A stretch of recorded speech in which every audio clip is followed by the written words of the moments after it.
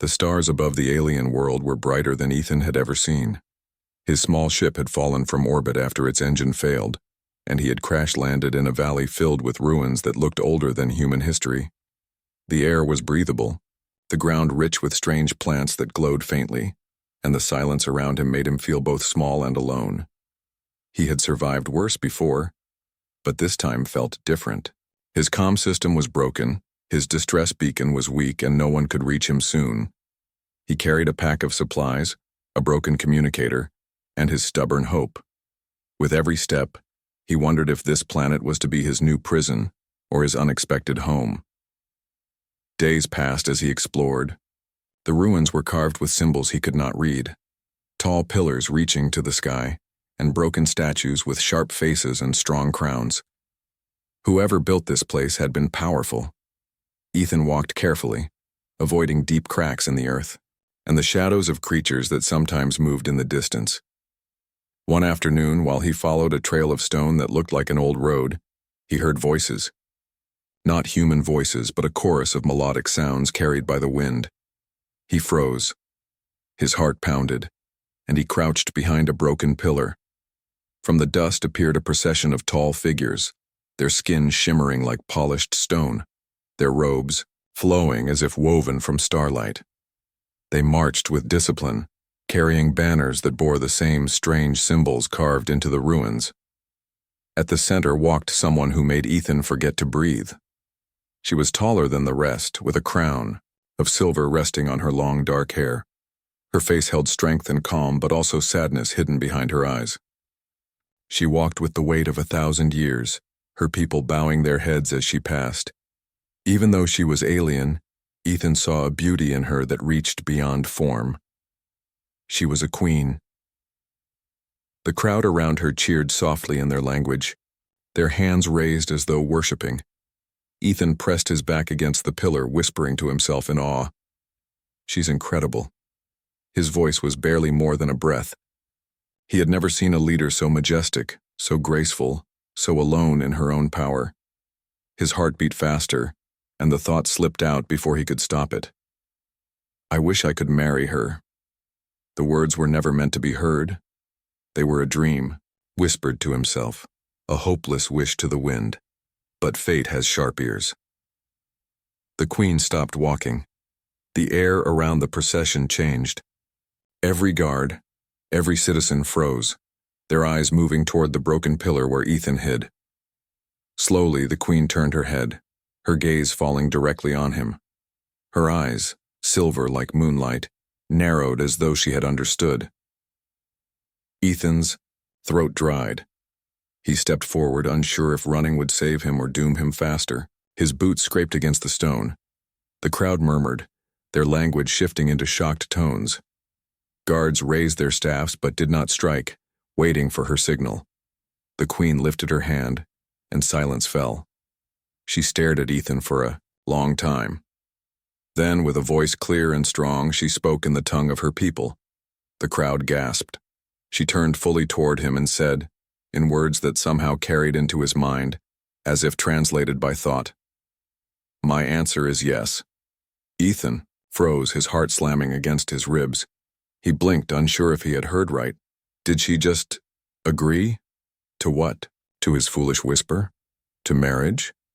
To binding her fate with his? The guards lowered their staffs, not in hostility but in reverence. The people fell to their knees. Whispers spread through the crowd like fire through dry grass. Some cried out in joy, others in disbelief. To them, a prophecy had been spoken. To Ethan, it was a nightmare, made of wonder. "I didn't mean," he started, his voice cracking. But the queen raised her hand again, silencing even him. She walked toward him slowly, her robe trailing like liquid silver across the broken stones. Every step echoed like a drumbeat in his ears. Ethan wanted to step back, to vanish, to wake from this impossible moment. But something in her gaze pinned him in place. She stopped only a breath away, looking down into his human eyes with a calm that carried storms behind it. "You spoke your wish before the people," she said softly, her voice like thunder muted by velvet. "By our law, a wish spoken to the queen is a vow. And a vow once answered is a bond that cannot be broken. Ethan's knees nearly gave way. He struggled to find words.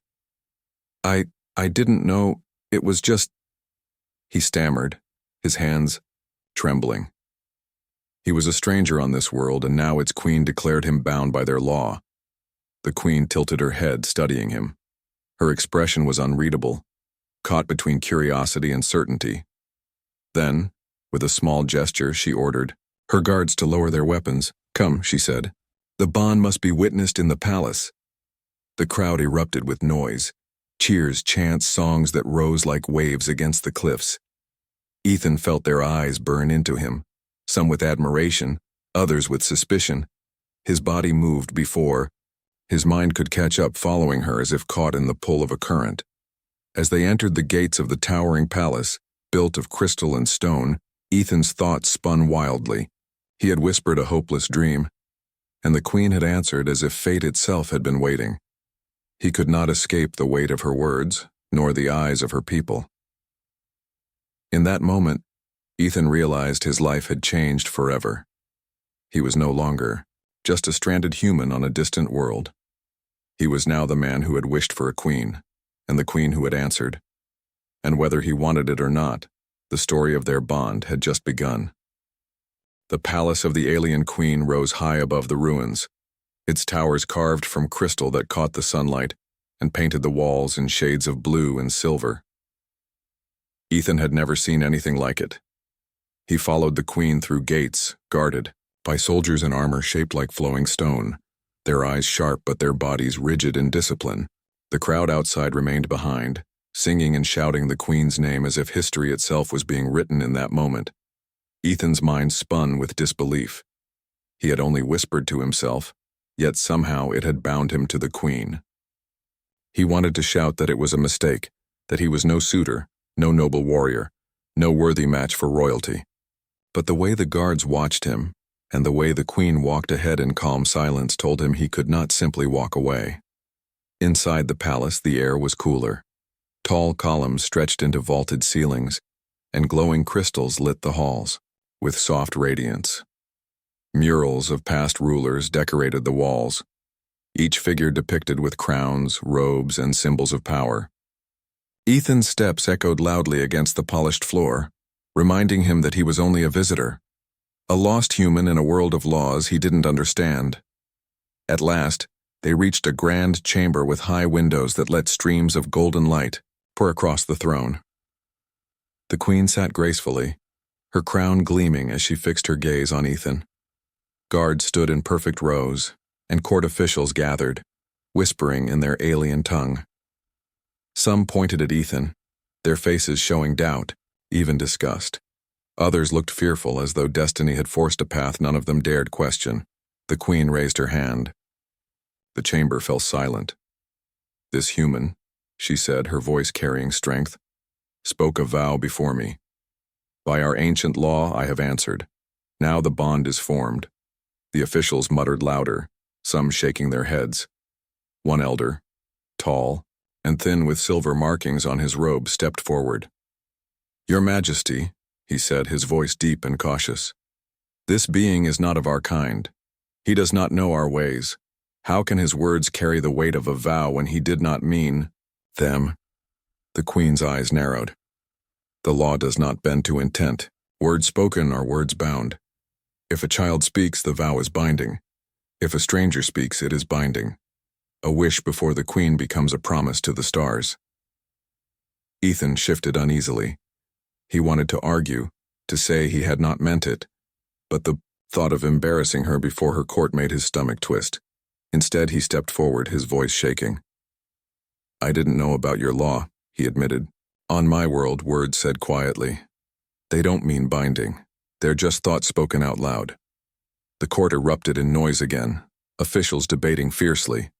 Some demanded his removal, others warned that to break the law would anger the gods of their ancestors. Ethan could not follow their language, but he could feel the tension in the air. The queen silenced them once more. Her eyes softened only slightly as she looked at him. "You are bound, human, but you are not yet accepted." My people will not follow one they do not trust. Ethan swallowed hard. What does that mean? It means, she said slowly, you must prove yourself, not through strength alone, not through wealth, but through trials that show the truth of your spirit. Only then will the bond be honored fully. Ethan's chest tightened. Trials? He was not a soldier, not a hero. He was just a stranded explorer trying to survive. But the Queen's words carried finality. There was no path around them. One of the officials sneered. He will fail, Majesty. He is fragile, weak. The people will see this bond as a curse. The Queen's voice turned sharp. Then let them see. If he fails, the law releases me. If he succeeds, the bond is destiny. The room quieted, and all eyes turned toward Ethan. His legs felt heavy, but he nodded slowly. Then, I'll try, he said, his voice steadier than he felt. That night, Ethan was given chambers within the palace. The room was larger than any place he had ever slept in, its walls lined with tapestries and its floor covered with soft, woven fabric. He stood at the window, staring out at the alien city that stretched beyond the palace walls. Towers rose like spears. Streets glowed faintly with crystal lanterns, and far beyond lay the ruins where he had first whispered his foolish wish. He pressed his hand against the glass. What have I gotten myself into? He muttered. The door opened softly and a figure entered. It was the Queen herself, without her crown. Her long dark hair flowed freely over her shoulders, and her robe was simpler than before. Without the throne, without the crown, she looked less like a ruler and more like a woman carrying great burdens. Ethan turned quickly. Your Majesty, he said awkwardly, bowing slightly. She studied him, her eyes calm but unreadable. Do you regret your words? He hesitated. Honesty tugged at his throat. I didn't mean for them to be heard, he admitted. It was just you. The way you walked, the way they looked at you. I've never seen anything like it. I wasn't serious. I was just amazed. The Queen's lips curved slightly, almost into a smile. On this world, words hold power. Perhaps your people do not understand this, but ours do. Words shape destiny, sometimes more than actions. Ethan lowered his gaze. And now I have to face trials I don't even understand, just because I said something without thinking. You are not the first to be tested, she said gently. Even those born of this world must prove themselves. But you, she paused, her voice softening. You are different. I cannot yet see if that is a gift or a danger. He looked up at her, surprised by the honesty in her tone. And what do you think of me? Not as a queen, but as you? The question hung between them. She did not answer immediately. Instead, she walked to the window, gazing out at the stars. I have been alone on this throne for many years, she said quietly. Those around me serve, but none truly see me. When you spoke, even if by accident, you saw me. Not just the crown. That is why I answered. Her words struck Ethan deeply. He realized she had not said yes for politics or law, but for something simpler. For the first time, someone had wished for her, not for her power, not for her throne, but for her as a person. The silence lingered, heavy with meaning. At last, the Queen turned back to him. Rest. Tomorrow, the first trial begins. Ethan nodded slowly. He lay on the soft bed that night, staring at the ceiling, unable to sleep. His mind raced with fear, doubt, and a strange pull toward the Queen. He had not chosen this path, yet part of him wondered if fate had chosen it for him. As the palace grew quiet and the stars wheeled across the sky, Ethan whispered to himself once more, I don't know if I can do this, but I'll try. And, in the stillness, though she was far down the hall, the Queen's lips curved faintly again as though she had heard his words carried on the night air. The morning sun rose over the alien city, its light shining through crystal towers and painting the streets with golden fire. From his chamber window, Ethan saw the city stir with life.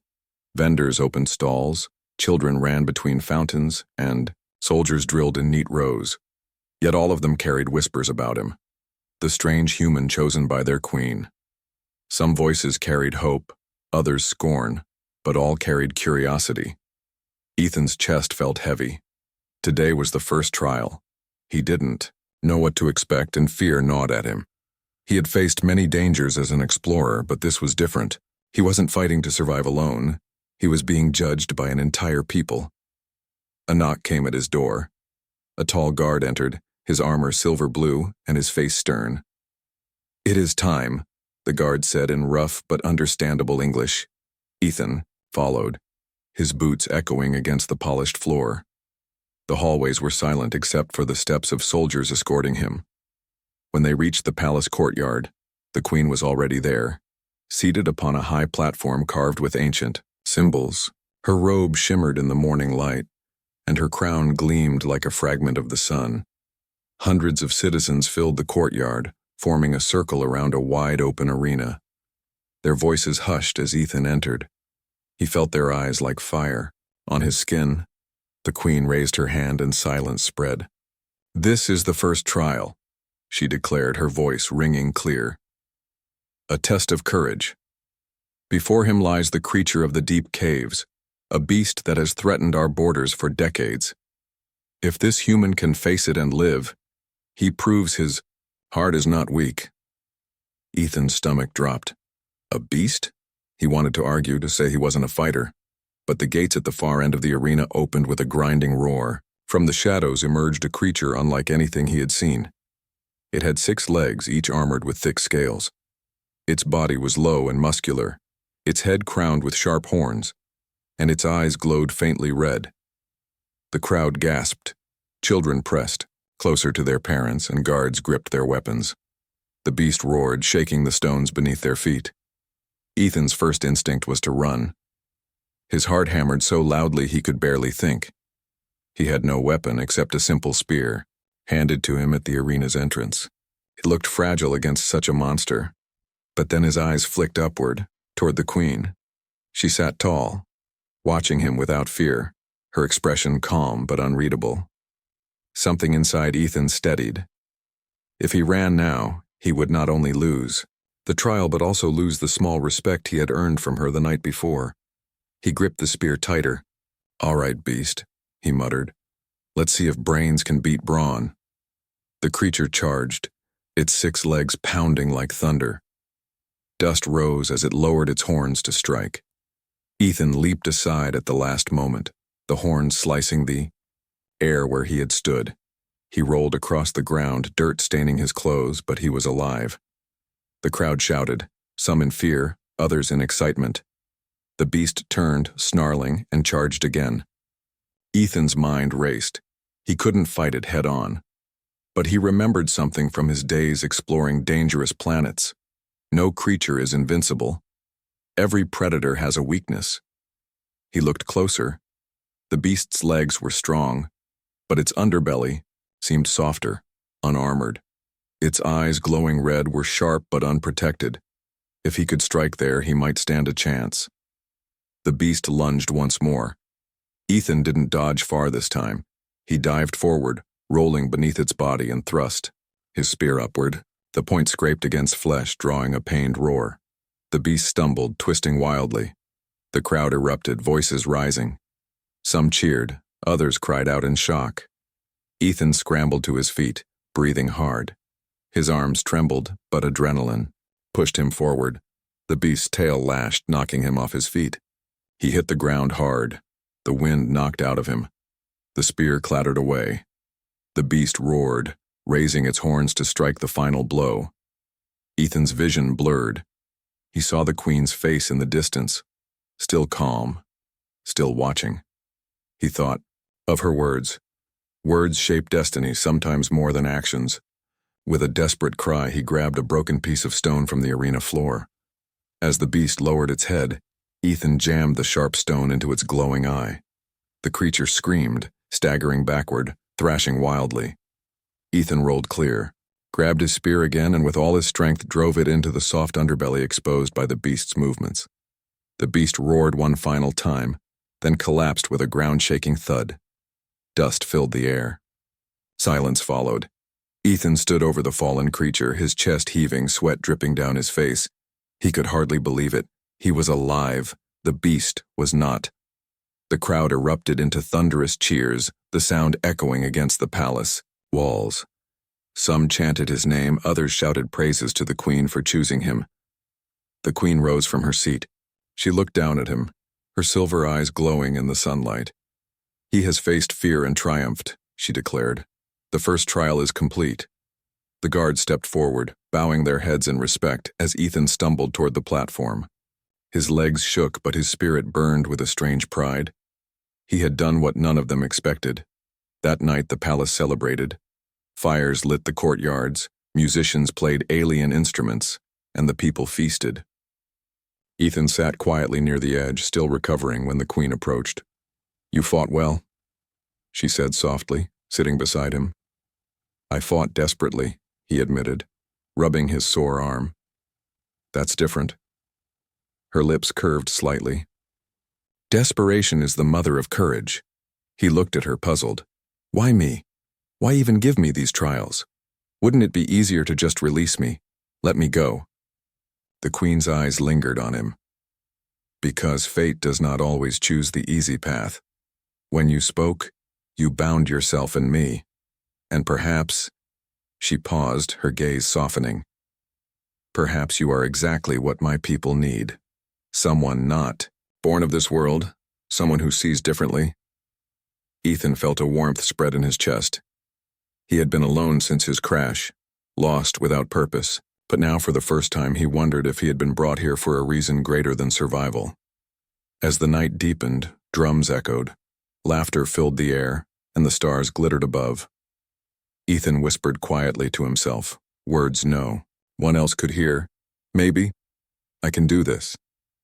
And somewhere beside him, though her face revealed little, the queen's heart stirred with the faintest spark of hope. The palace had been filled with laughter the night before, but by dawn tension spread like smoke through the halls. Ethan woke to the sound of hurried footsteps and alarm bells echoing across the city. He rushed to the balcony of his chamber and saw soldiers gathering in formation. The sky glowed red in the distance, not from the sunrise but from fire. The rival clan had come.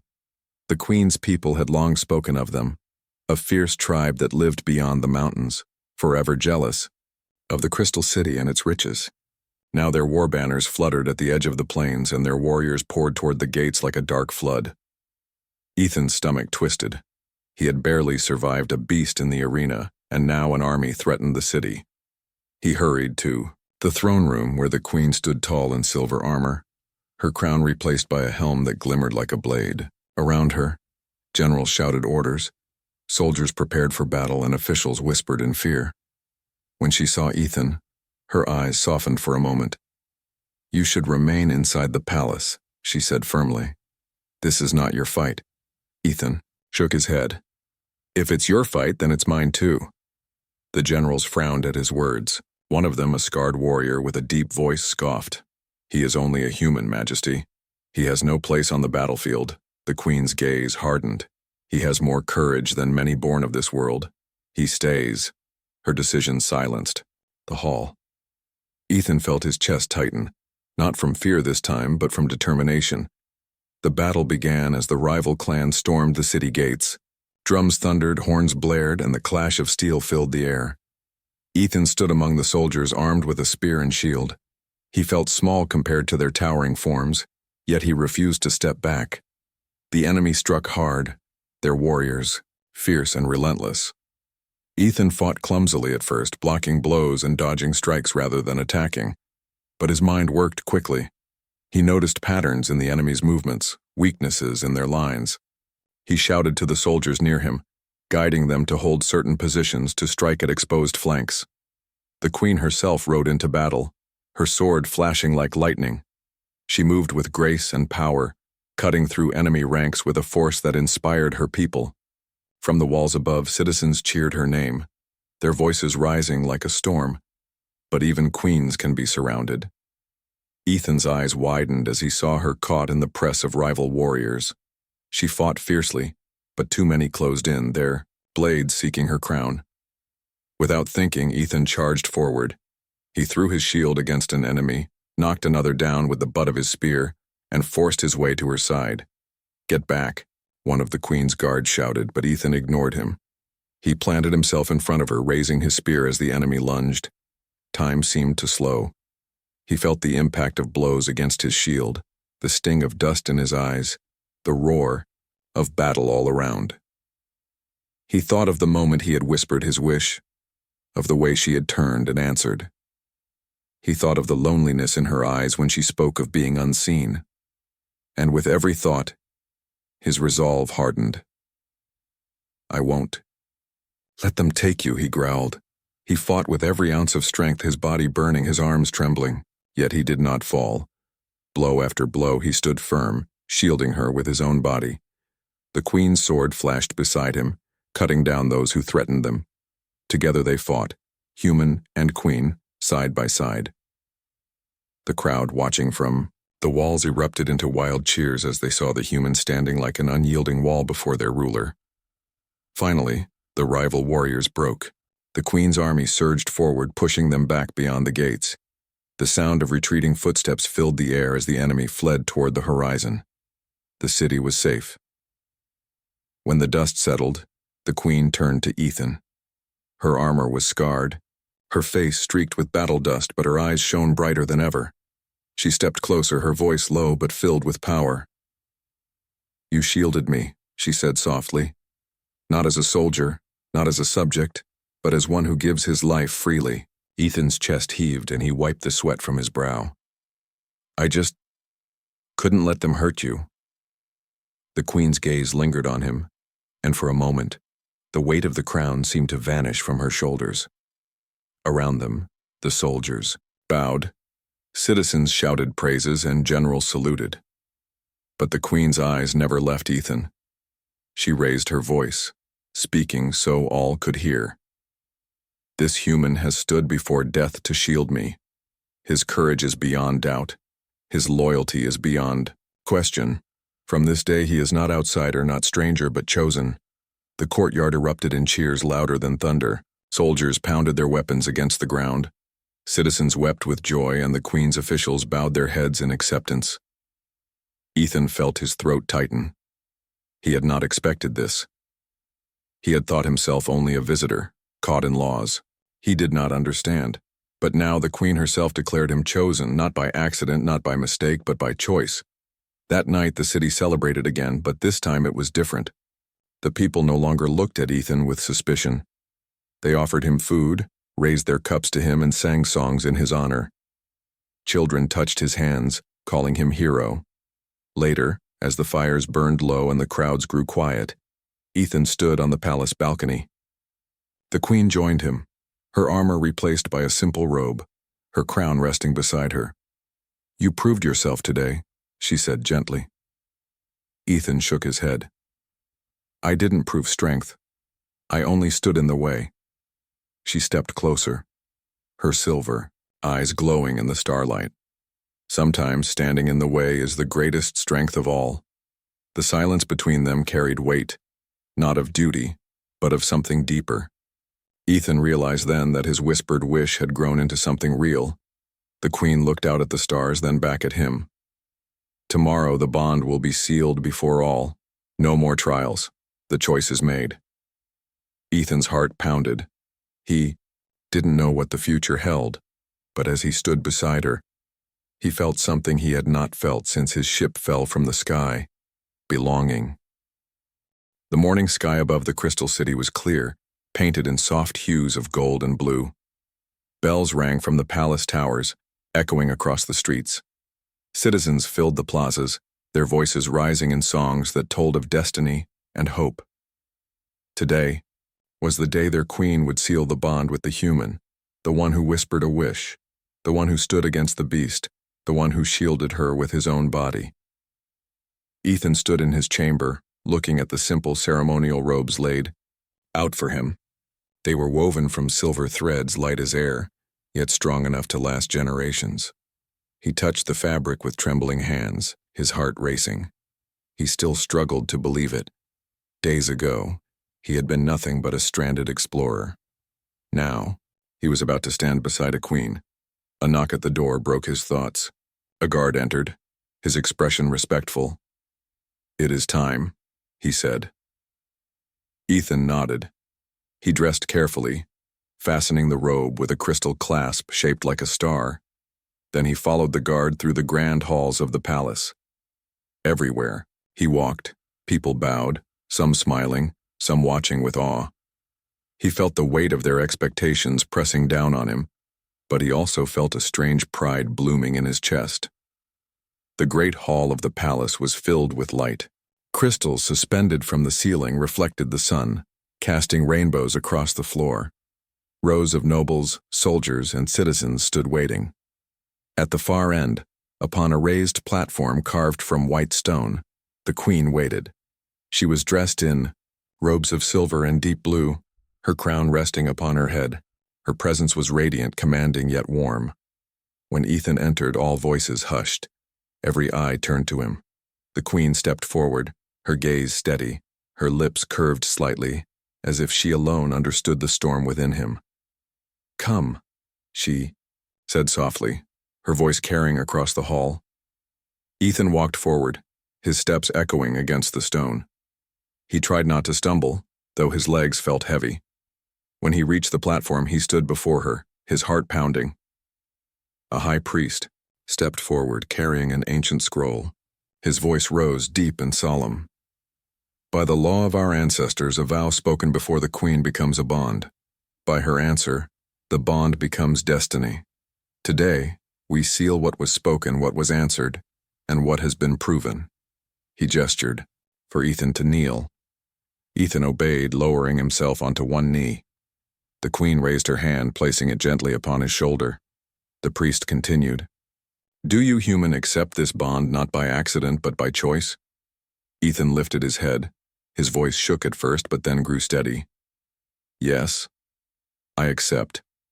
Not because of law, not because of chance, but because I choose her." The hall stirred, whispers flowing like a tide. The priest turned to the queen. "Do you, sovereign of the crystal throne, accept this human not as subject, not as servant, but as equal?" The queen's silver eyes never left Ethan's. "Yes," she said firmly. "I accept, not because of duty, not because of destiny, but because I see him." The hall erupted with cheers, the sound rising like thunder. The priest lifted the scroll high. "Then let it be sealed. 2 worlds, 2 lives, 1 bond eternal." The queen extended her hand, and Ethan took it. Their hands clasped, and a symbol of light appeared above them, glowing in the air, a mark of the bond witnessed by all. After the ceremony, the city celebrated with joy unlike any Ethan had seen. Streets filled with music, dancers spun in colorful garments, and lanterns floated into the sky like rising stars. Tables overflowed with food, laughter echoed through the alleys, and everywhere he walked, people greeted him as if he had always belonged. Ethan stood beside the queen on the palace balcony, watching the celebrations below. Fireworks of crystal, sparks lit the night sky, painting it in blues and silvers. "You are one of us now," the queen said quietly. Ethan looked at her, still amazed by the calm strength in her gaze. "I never thought I would belong anywhere like this," he admitted. "But now I can't imagine leaving." The queen's lips curved into a small smile. "When you first whispered, I thought it was only fate binding us. But now I know it is more. You saw me not as a queen, but as a woman. And for that, I give not only my crown, but my heart." Ethan felt warmth spread through him. He turned to face her fully, his voice soft. "And I give mine to you.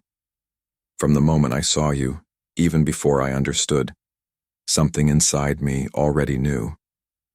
For a moment, the noise of the city below faded. The stars above seemed to lean closer. And in that stillness, human and queen stood not as ruler and stranger, but as partners bound by choice.